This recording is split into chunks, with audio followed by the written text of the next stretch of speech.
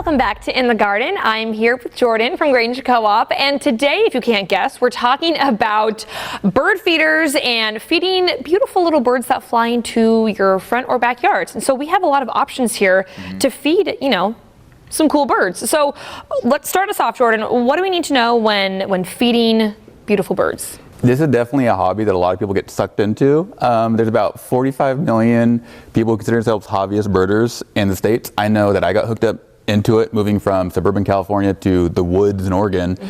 And you start to get really hooked in identifying these birds and seeing them. And unlike some other hobbies, it's the easiest thing to get into. You just need bird seed, a bird feeder, and your eyes or ears. Perfect. To start off, most people are probably familiar with a mix of bird seed. They're pretty ubiquitous. Most bird seeds are going to have several things in common as far as ingredients go. You have your sunflower seed, safflower, millet, cracked corn. Some fancier seeds will even have tree nuts or mealworms, other little goodies. The wider a range of ingredients you have in your bird seed, the more birds you're going to attract, because the birds are all adapted to a certain kind of feeder or a certain kind of feed, and also a certain kind of feeder too. So switching that up makes a big difference. Right, and you can also make your own bird feed as well. Definitely. Almost all the ingredients that you're going to find in a mix you can get separately.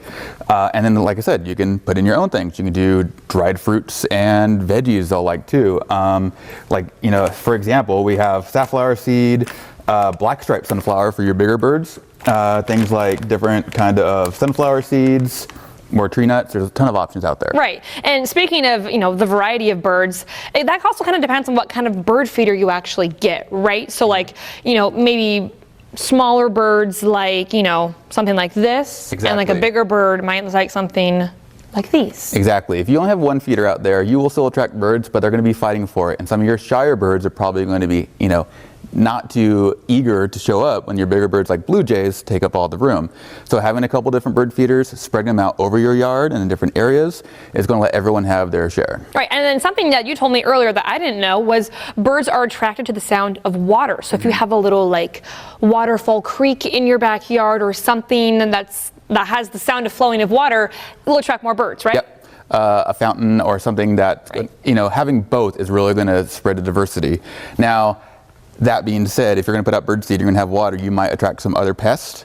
If you're concerned about those other pests and you don't want to deal with that, consider doing more of a bird-friendly landscape and having that water source so you can still enjoy them and be a part of that hobby without necessarily worry about other creature visitors. All right, awesome. Well, if you guys want to learn more on how to feed the beautiful birds here we have here in Southern Oregon, then of course you can go to a Grange Co-op store or you can go to our website at kdrv.com. Thank you so much for joining us in the garden.